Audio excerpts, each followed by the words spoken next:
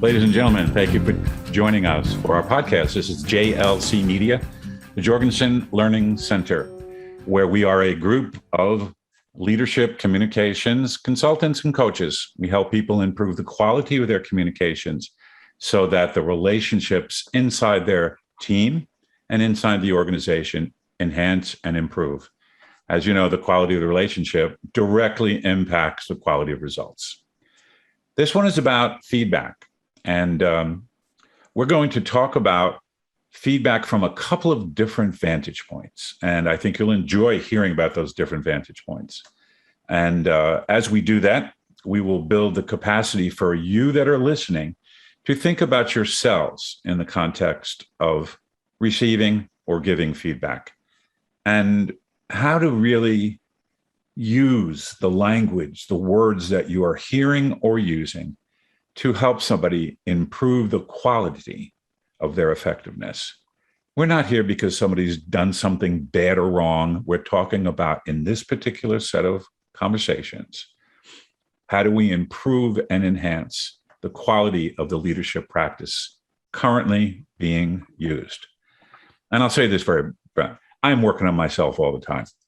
I have been a leader in many, many different environments, and each one had different challenges. And anytime I was having trouble in those different environments, it was me that needed to work on myself. So we are here today to talk about how do we work on ourselves effectively so that those of you that are listening, when you leave this today, you'll get an opportunity to think, wow, I wonder what I could do to enhance the quality of the relationship I have with the person receiving or giving feedback, because that's when it works the best. So, Nicole, what are you hearing me saying we're going to work on today? Yeah, I'm hearing you say that we're going to have some conversation around feedback with the intention of how we can use feedback to help someone enhance the quality of their everyday conversations.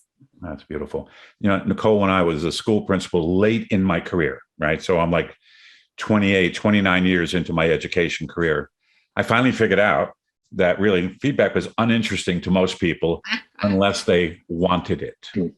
So the last few years of my life as a school principal, I invited each teacher to write down 3 or 4 things they'd like to work on that year to improve the quality of their effectiveness in the classroom.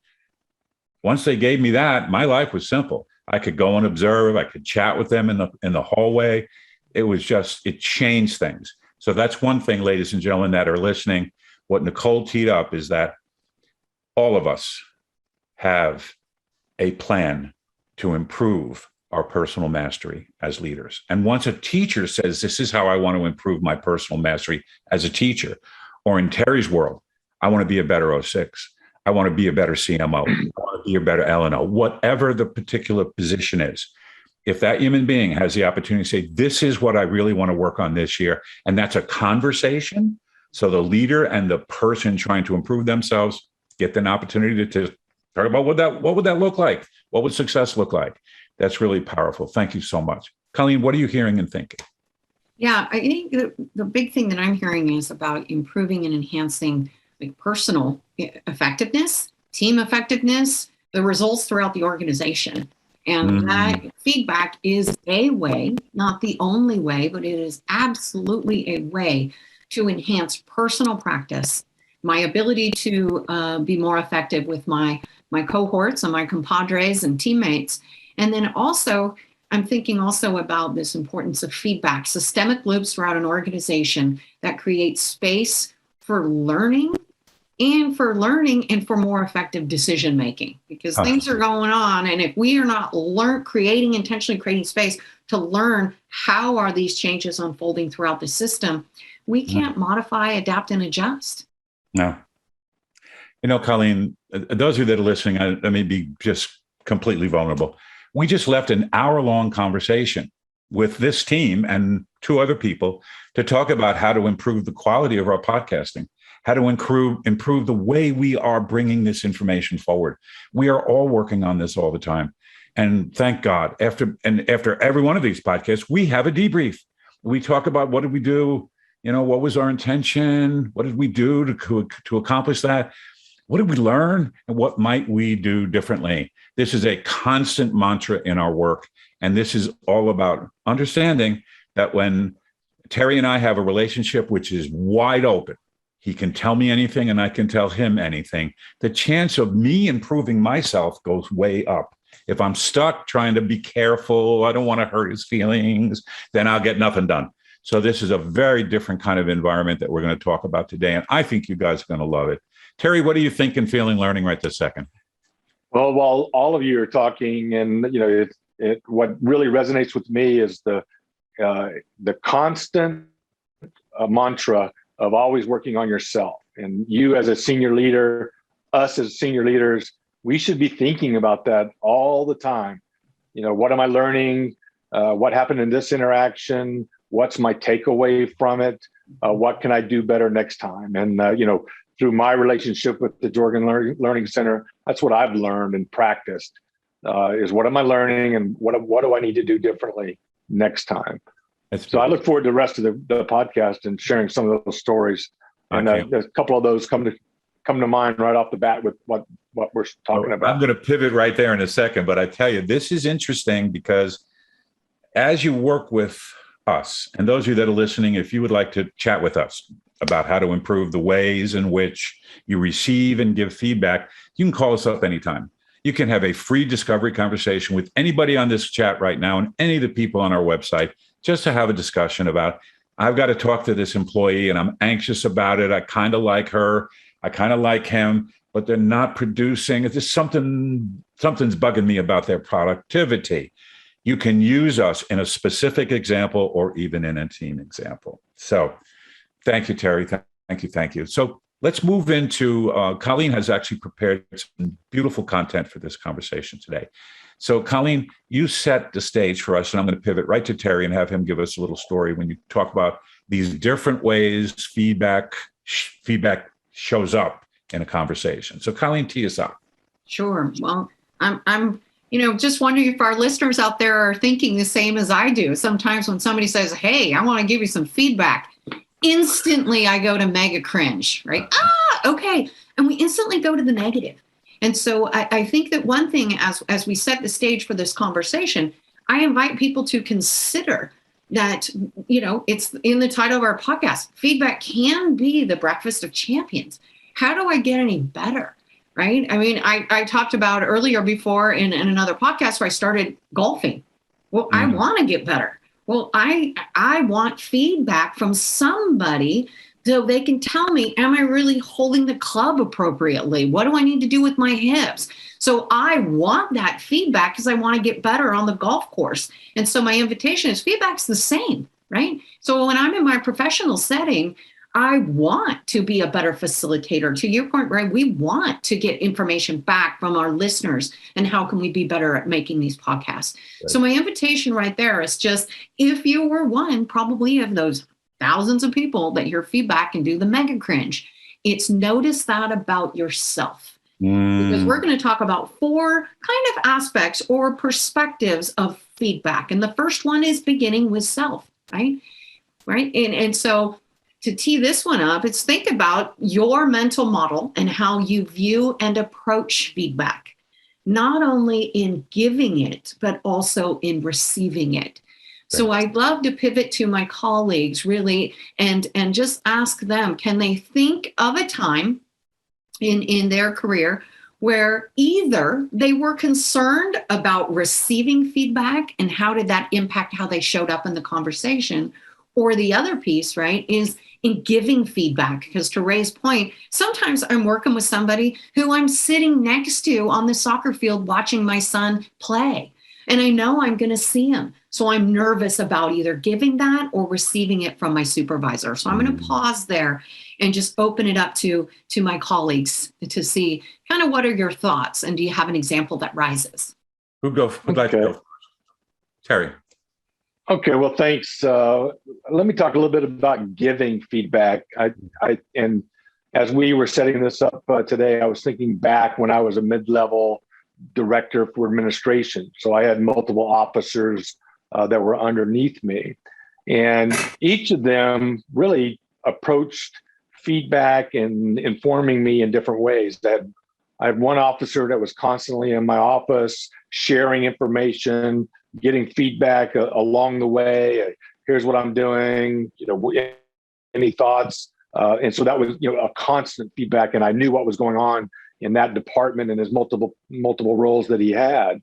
The next one was someone who I very seldom seen, but every week he would give me an email 2 pages long of all the things of the divisions that he had underneath him.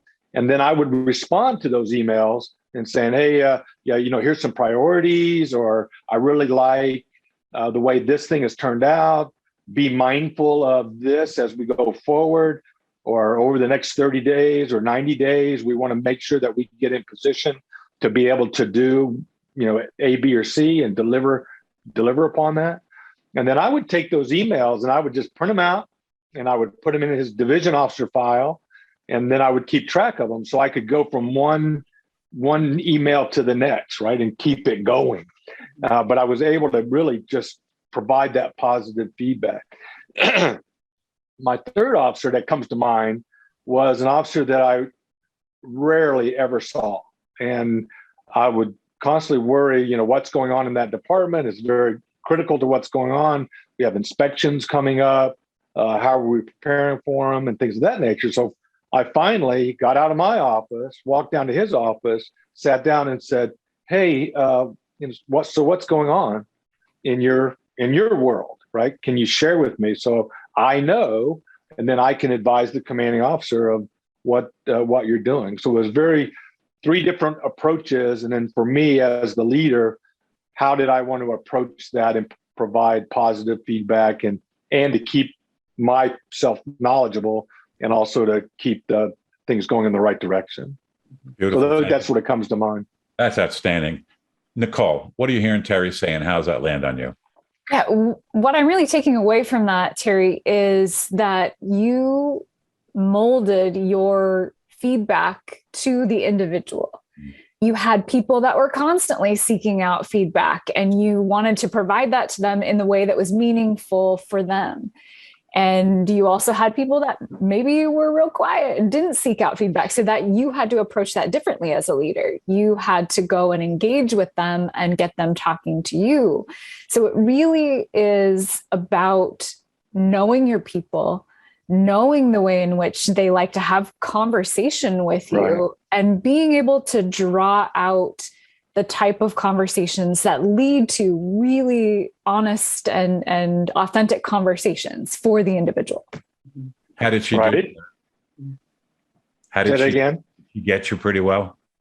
Oh yeah, it's really, it takes a while I think you have to understand yourself first, and then you start to look at other people and you can understand how they tick.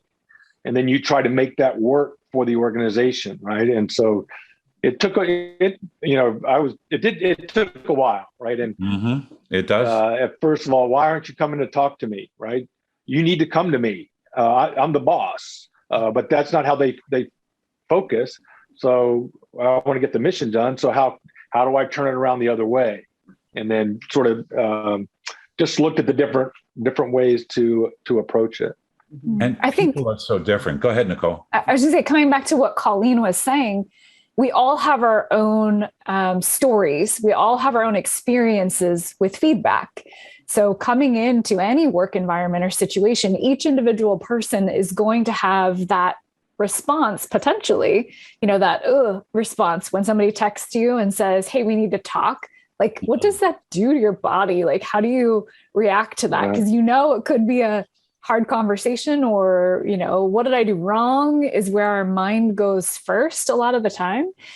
And I think it begins with creating an environment where people feel safe enough to tell you what's really going on, to tell you if they've messed up, or to have a conversation. And people need evidence that that's a safe space. I'm listening to a book right now called Plan B, written by Adam Grant and Sheryl Sandberg. She's an executive at Facebook. And most of that book is about loss. She lost her husband in sort of a tragic way. But there's a whole chapter on feedback And she talks about a lot of the things that they did within Facebook to create a culture where people felt really safe talking about when they'd messed up and giving each other consistent feedback. And one of the questions that she asks leaders who are looking to develop is, A, how do you respond to feedback? Like, you should know how you personally respond to feedback. Right. And then she created an environment among her whole staff and leaders, how they respond to people and give people feedback in a really safe way. She gave this example about one of their interns who was working on fixing some kind of a bug, but accidentally shut down Facebook for like 30 minutes, which can be, if you're talking about social media, that's like a disaster, right? But they actually named a process. They hired this person, named a process after him, and really focused in on what they learned. Mm-hmm. So they used whatever he had done and said, we need to do that more so that we can learn from every single opportunity that we have. This might shut us down, or this bug might take us out, or whatever, tech things that I don't know the real names of. But I thought it was a really wonderful example of how they took the fear out of failure and they took the fear out of feedback because they equated it with learning. And I think that's what we talk about all the time. So that's just what's coming up for me. I'll tell you a little story. One of my early lives as a mid-level leader, I had a boss, and what he would do is he would put a note in the mailbox that said, "See me Never put anything down, but he wanted to see you about, right? The entire house would get a "See me and they would be like, they'd be running around. They're like, what did I do now? And you made that point twice now, Nicole. I'm going to reinforce it in the literature. We are developed almost with a negative bias. Like if somebody says, I want to give you some feedback, your original, the kind of the subconscious response is, no, thank you. I'm busy. I'm going to go get coffee. I'm taking a break. It's almost like I don't want to be in this conversation. And to your point and Terry's point, magnificent, people need to be able to express to the leader, this is how I would enjoy receiving feedback from you. And if you can't find somebody, go see them. Get up out from behind your desk and go find them. You guys, fantastic. Terry, something to add to this? No, I think you're right on. I'm good with this. Colleen? Yeah, I just would like to say that we pivoted beautifully to the second perspective. At the beginning, I said there's like 4 different ways we encourage you to view feedback. The first one was self. And I think Terry had a great example of self. Nicole closed the loop, which is another form of feedback, right? Ensuring and reflecting that are we all on the same page? Are we developing a common understanding? Another key piece when we're talking about self and feedback. And then we already pivoted with a story that Nicole laid on the table, beautiful story, to the second piece, which is up. How do I provide feedback up to somebody who might be my either direct supervisor or to what Terry in his story was saying? That was feedback he needed, right? So he could make a more informed decision. That's and great. I think what resonated with me, Terry, with your story is probably people are like, well, I don't want to share any news that's bad because then I'm going to look bad and he's going to think I can't do my job. And it's all about me. And I think this invitation for you to consider is this is about the team winning. This is about my supervisor, the one who's making the decisions, the one who has more information up there than I do, who sees the world through a different dashboard, who is having different conversations. How can I, as a team player, take it and take a step outside of myself and think, man, I recognize I'm going to bring some news that maybe Terry doesn't want to hear. And yet, and this goes to Nicole's point, there's a space there that I'm pretty sure I can bring it to him because he wants to make the most informed decision he possibly can. And if I withhold, then he's not going to have all the data he needs. So guess what? It's not about me. It's about the team winning and me supporting my supervisor to give them the information they need so they're not operating with missing data. Yeah, it's a constant mantra among our associates and then the people that work with us. What can I do? What is my responsibility to help the team win? I actually work with some leaders who had, as part of their leadership philosophy, no bad news. No. No bad news. I don't want to hear it. No bad news. And what would a person that says no bad news, if that's the leader, what kind of space would that person be creating for those that report to him? You start us off there. I know you even know there are people like that out there. What is that kind of leader creating? What kind of culture is that leader creating? Oh my God, a recipe for disaster, right? Because it's okay to bring bad news. But if your responsibility, say, hey, here's the bad news, but here's what I'm doing about it. That's what's so critical about it. It is, tell me there's a problem or there's an issue, and here's the way forward. I love it when people would bring that to me. They'll say, hey, I need to go fix it. I'm like, bravo. I'm not worried at all. Just go fix it. I love it. And I watched Terry do this live. Somebody brought a problem, and Terry's space was safe enough for this person to say, this is what happened and it's not good. And the person went through the explanation, and Terry waited a few seconds and said, well, do you have some ideas about what to do to fix this? And right away, some ideas were there. And then Terry said, do you have any other people in mind that you could use as a resource? That question was unbelievable, because that leader that worked for Terry said, there are a couple of people I know have faced this before, so I may go give them a chat too. He did not rescue them, because if you rescue, you're part of drama and you depress achievement. And he did not. He was so disciplined in not rescuing that person, but asked a couple of questions, coaching questions, leadership coaching, that allowed that person to think, who do I know that I could talk with openly and honestly that could give me some feedback moving forward? Terry, that was one of the most impressive leadership moments, and you've done many with me. I've watched you do great stuff. That was a big one. And what are you thinking about that, Terry, right now? That's really a big deal that you did not allow yourself to rescue that person. Well, I've done a lot of practicing on the drama triangle and not to rescue. I've been practicing, and part of my relationship with the JLC has been that, right? Early on, I didn't understand. I was always asking questions. How do I start to practice these techniques? And once I did, I found it was good, and it was great for the team. It was great for me as well. Yeah, that's working on self again. In other words, you can't work on yourself around drama if you don't recognize the different roles that exist. The rescuer, the persecutor, the victim. If you don't recognize those roles, you sometimes won't even notice you're in one of those roles. And then once you learn it, people say to me, oh, I don't want to be a victim. I say, well, you're not a victim. You're something. You're not a victim. The key is to just notice, acknowledge, and recognize that's where you are right now. And how do we go forward from here? We have more on the Drama Triangle. Those of you that are listening, if you want to learn more about it, we have a podcast on it.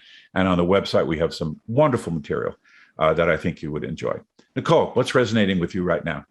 Yeah, it was just interesting that connection is so strong between the drama triangle and feedback. When we automatically, I think, jump into one of those roles when we start to receive feedback, or maybe even when we're giving feedback.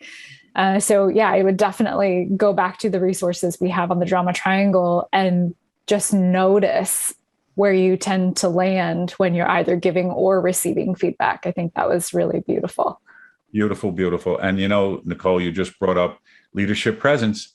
If I go, hey, Colleen, lean in here a minute. I have some feedback to give you about how you worked last week. Man, my stance is what? Judgmental, right? I'm going to tell her what she did wrong and she better frickin' fix it and blah, blah, blah, blah, right? We are in a ladder fight. We're in a ladder fight right in the moment. And oh my God, we want to avoid that whenever we can, because I can't work on myself if I'm busy fighting. Terry?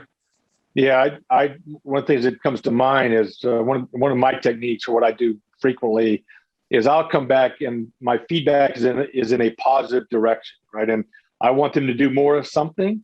So I say, oh, I really like the way you did this, and sort of reinforcing those actions, because I like to see those actions more, right? So as a senior leader, that's a good way to do it. Not to point out what you did wrong, but point out what you did right, and that to make things better. Let's practice that. What you focus on grows. And if we're focusing on what's good, solid, useful, enhances the system, does better for the team, that's powerful. We all show up saying, I know I screwed something up, right? And if we focus on what we did wrong, guess what? It grows. It grows. We perseverate on that, and then we end up doing it again and go, why did that happen? Colleen, you've been leading us through this beautifully. Anything to add to this piece? Yeah, I just would say, what's resonating through is this tendency to easily slip into the drama triangle with feedback. And that could be when I'm receiving it from myself. It could be when I'm giving it, right? It could be when I'm providing it up to perhaps my supervisor. And the third direction that we're talking about feedback specifically is around team. Yeah. So, it very well could be that I easily slip into feedback that I'm receiving from Nicole because she's saying I'm not meeting my deadlines. So easy for me to go, well, geez, Nicole, seriously, I'm waiting for that, report from Terry. If I don't get the stuff from Terry, what am I supposed to do when he's not giving me the data and the information that I need? So how easy is it to fall into that? And then as someone who really wants to move a project forward and to continue with our marketing effort, she's like, dang, I'm going to give Terry a call because he's slacking off. I'm going to jump in there.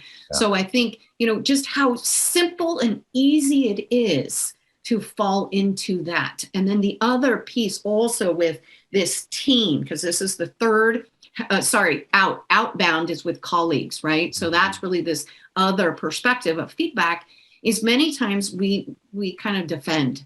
And so that was what was brought up earlier, Ray, when you talked about being on top of your ladder. So also it's to recognize defending is losing. If I'm defending my position when Nicole is providing me, once again, self-mastery, I want to be the best facilitator I can. I want to be the best teammate. I'm not open to hearing that. If I have my conversational dukes up and I'm beating back every word as it comes out of her mouth, I am not open to learning or receiving her feedback at all, creating a space of non-cooperative collaboration within the team. Yeah, we kind of miss the chance to be vulnerable and to have a space safe enough to admit. And I'm going to say one thing about that, and then we'll kind of move. We're getting toward the end of our podcast, so I don't want to keep you guys longer than you want to give us.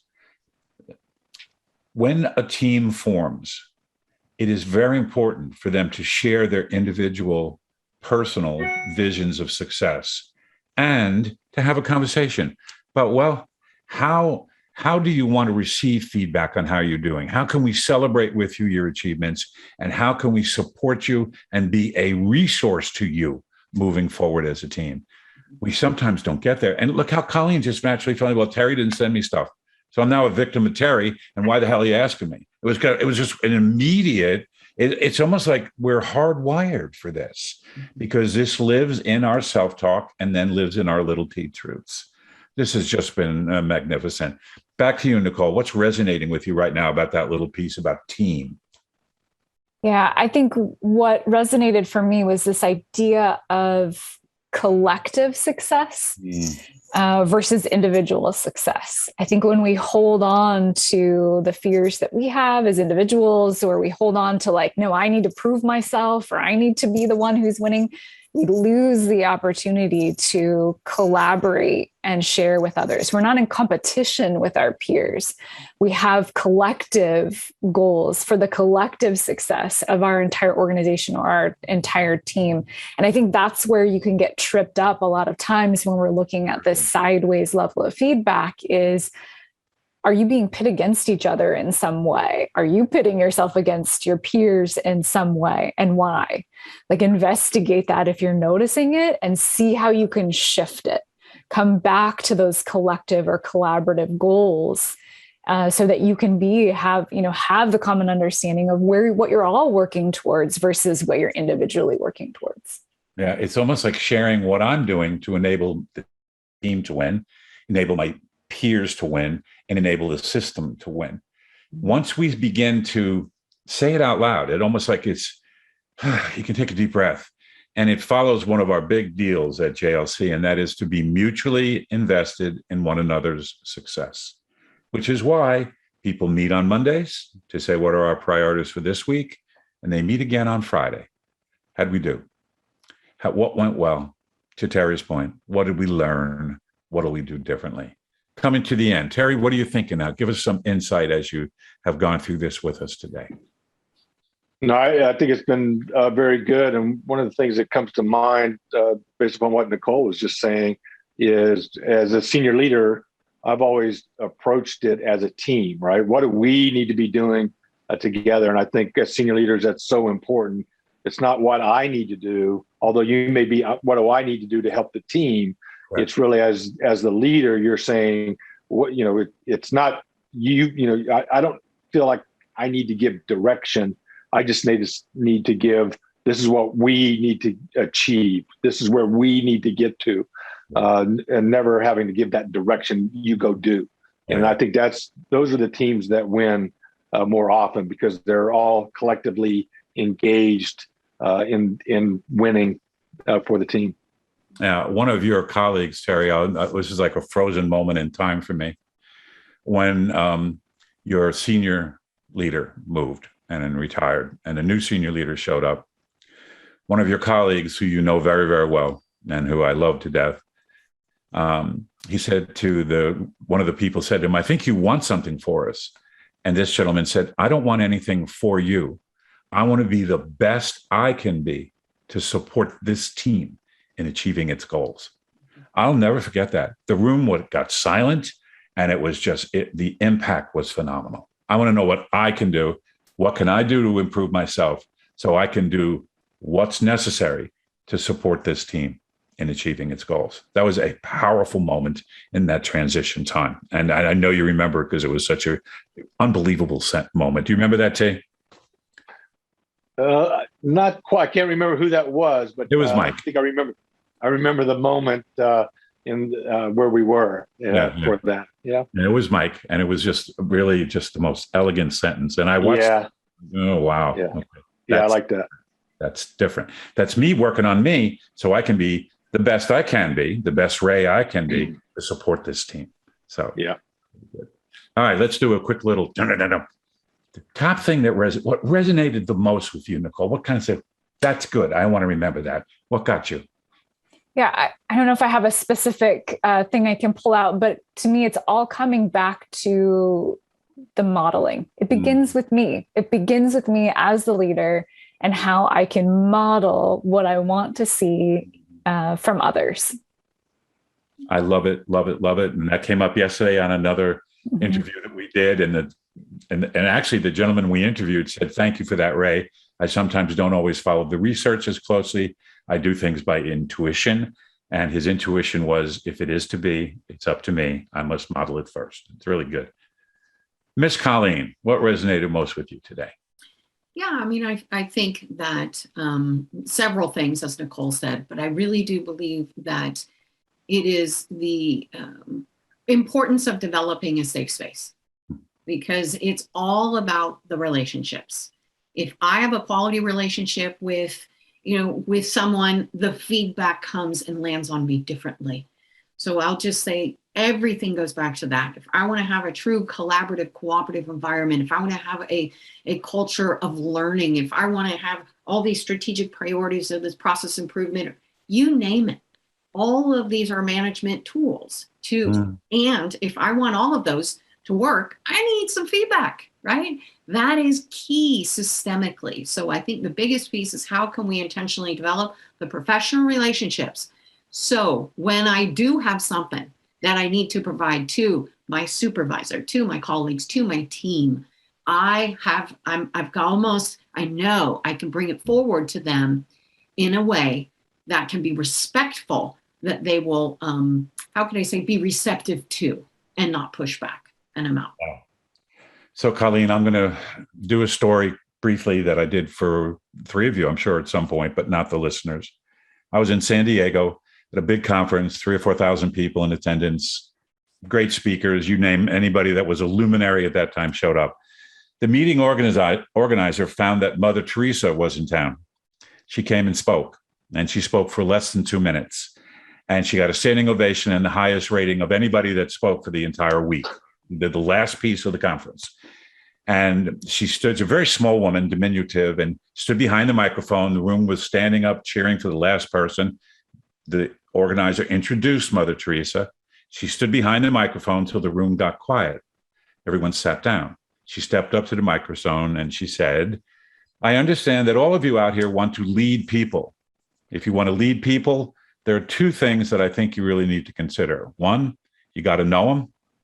Two, you got to love them. Because that will create a space where people know I unconditionally care about you and I look forward to you being successful. That space opens up for people a very powerful environment for learning and for caring. Terry, what resonated most with you? I think, feedback is so important and something that we as senior leaders need to be mindful of. And what is the best way to get feedback, and asking your staff up and down, how would you like to receive feedback? I thought was a good takeaway from today. And I think the constant mantra of looking at yourself and learning and figuring out, like my 3 different department heads, how do they like to get feedback? And I think for you, the individual, and learning in the constant mantra of how can I do better, resonated with me today. And I'm out. The first one we lead is ourselves. And I love this conversation. And remember that what came forward before that really Nicole laid on the table and Colleen reinforced it. If it is to be, it's up to me. If I want to have a space that has great feedback where we can use it to improve ourselves, we need to build that safe environment where people can really listen and hear one another, knowing I'm not here to hurt you. I'm not here to judge you. I'm here to let you know what I am noticing so that you can think about how you might use that feedback to improve your own personal mastery. Ladies and gentlemen, thank you so much for listening to us today. This is JLC Media. I beg you to go to gojlc.com, look at the material that's on there. And if you'd like to have a discovery conversation with us, please tell us. We would love to chat with you. And that is on us. That is, well, probably maybe the only thing on us, but that's on us. We'll take care of you. That'll be a free conversation. And if you enjoy the work, please let us know. Let us know that you're enjoying what you're hearing and what you're learning. Thank you so much for being with us and spending that very valuable asset of the 21st century, your time. Take care, everyone. Sincerest thanks for listening to this episode of the Everyday Leadership Conversations podcast. The Jorgensen Learning Center offers a variety of programs for individuals and organizations to enhance their communication and leadership skills. To find out more about programs and upcoming webinars, check out our events page at gojlc.com.